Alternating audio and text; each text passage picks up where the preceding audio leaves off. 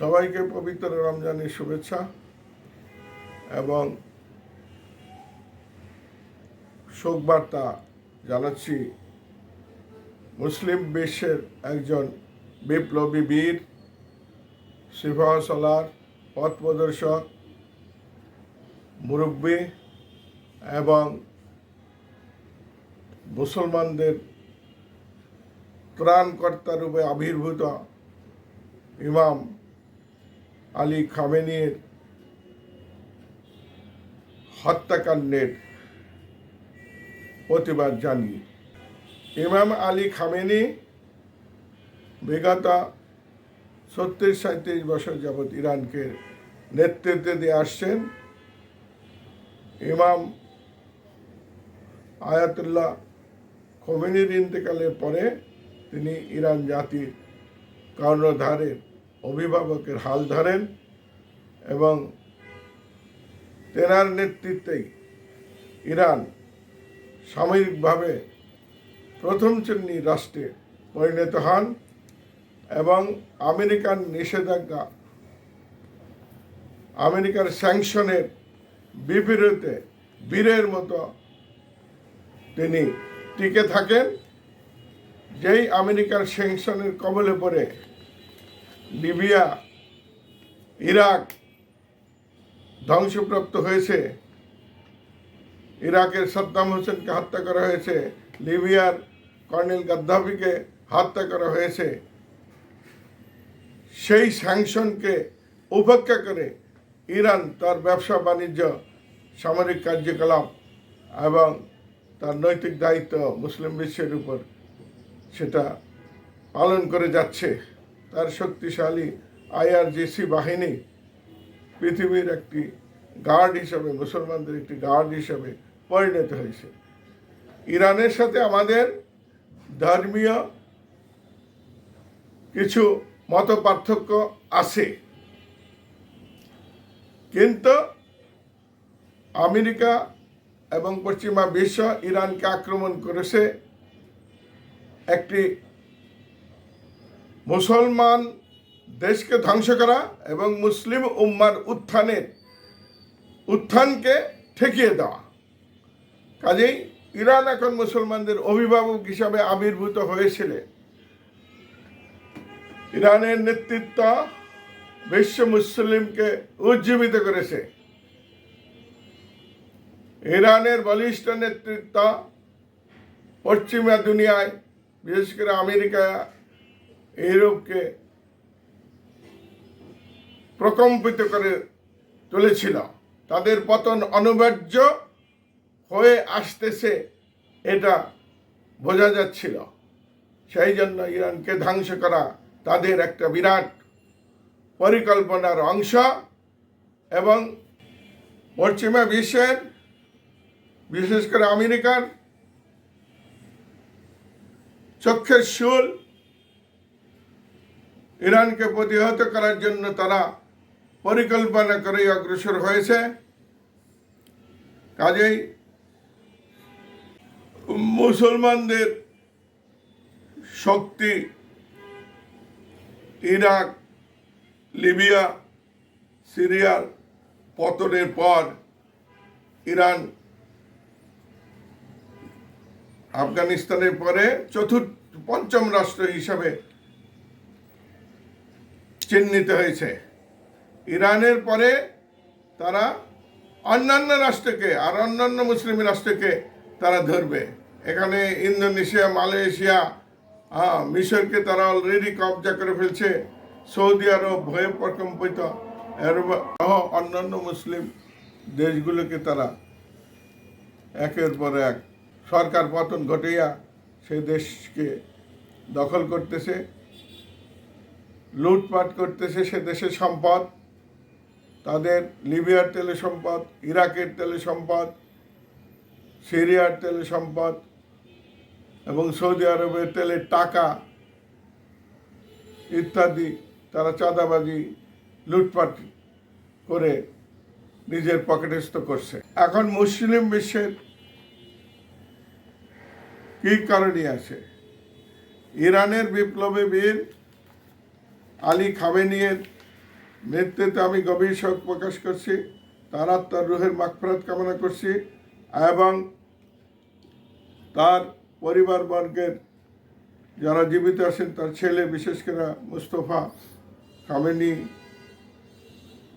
তাদের প্রতি আমার সমবেদনা এবং আল্লাহ যেন তাদেরকে এই শোক সহ্য করার, ইরান জাতিকে এই শোক সহ্য করার তৌফিক দান করেন এবং ওনাকে খামেনিকে বেহেশতের উচ্চ মর্যাদা, জান্নাতুল ফেরদৌস দান করেন এবং উচ্চ মাকাম দান করেন।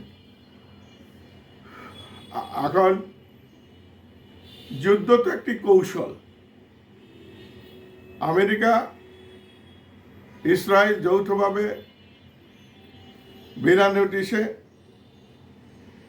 বেআইনিভাবে অবৈধ যুদ্ধ শুরু করে প্রথমেই ইরানের নেতৃবৃন্দকে হত্যার পরিকল্পনা নিয়েছিল এবং সেটা বাস্তবায়ন করেছে।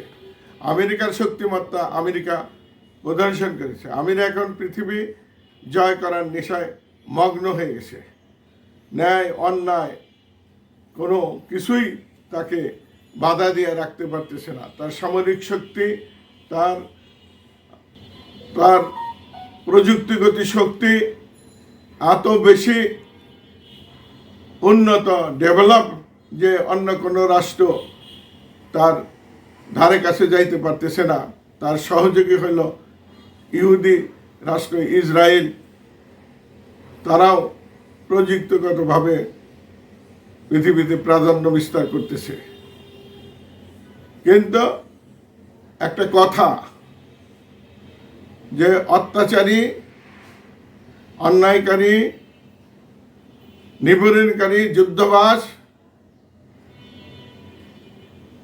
এখানে একতন্ত্র, নীতিহীন রাষ্ট্র এবং ব্যক্তি কোনোদিনও বেশি দিন টিকতে পারে না। ডোনাল্ড ট্রাম্প বিগত নির্বাচনে পরাভূত হয়েছিলেন। এখনো নির্বাচনের 1 বছর পরে তার জনপ্রিয়তায় মনে হয় না যে সে আর কোনোদিন নির্বাচিত হতে পারবে। কিন্তু সে মার্কিন জাতিকে, আমেরিকার জাতিকে পৃথিবীর কাছে একটি ঘৃণ্য জাতি হিসাবে প্রতিষ্ঠিত করতেছে। আমি বলবো পৃথিবীর সমস্ত মুসলমান দেশ মানবাধিকার বিষয়ে দেওয়া দেশসমূহ আমেরিকার এই পদক্ষেপকে ঘৃণ্যভাবে প্রত্যাখ্যান করবে। এখন আমেরিকার প্রেসিডেন্ট ডোনাল্ড ট্রাম্প কংগ্রেসের অনুমোদন ছাড়া, জাতিসংঘের অনুমোদন ছাড়া, আন্তর্জাতিক কোনো নিয়ম ছাড়া যুদ্ধ ঘোষণা করে ইরানকে দখল করার পায়তারা করতেছে, ইরানের নেতৃবৃন্দকে হত্যা করেছে। কাজেই আমেরিকা একটি ঘৃণ্য জাতিতে পৃথিবীতে পরিচিত হচ্ছে এবং আমেরিকার নাগরিকরা এরপরে কুকুরের মতো বিভিন্ন দেশে বিতাড়িত হবে, মার খাবে।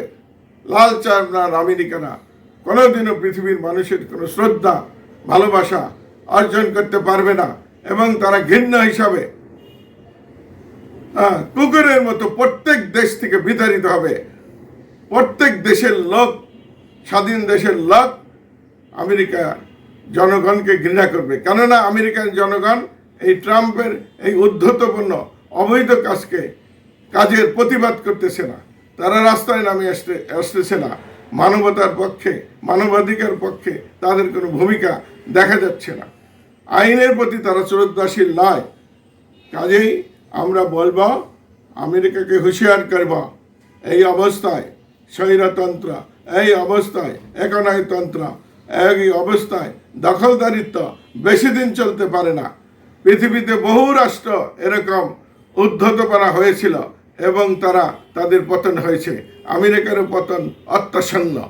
কাজেই আমেরিকা যদি নিয়মের মধ্যে ফিরে না আসে, বেআইনি কাজ করতেই থাকে, তাহলে পৃথিবীবাসী তাকে বয়কট করবে। এখন তার অস্ত্রের ভয়ে মিডল ইস্টের দেশগুলো কথা বলতে পারতেছে না। তার সৈন্য জোর করে সে বিভিন্ন দেশে ঘাঁটি করে রেখে দিয়েছে, হ্যাঁ, এই দেশগুলোকে দখল করে অধীন করে রাখার জন্য, তার সম্পদ লুটপাট করার জন্য। কাজেই আমেরিকার মতলব সবাই বুঝে ফেলেছে, আমেরিকাকে নগ্ন প্রতারক এবং দখলদার এবং লুটপাটকারী জাতি হিসাবে পরিণত হচ্ছে।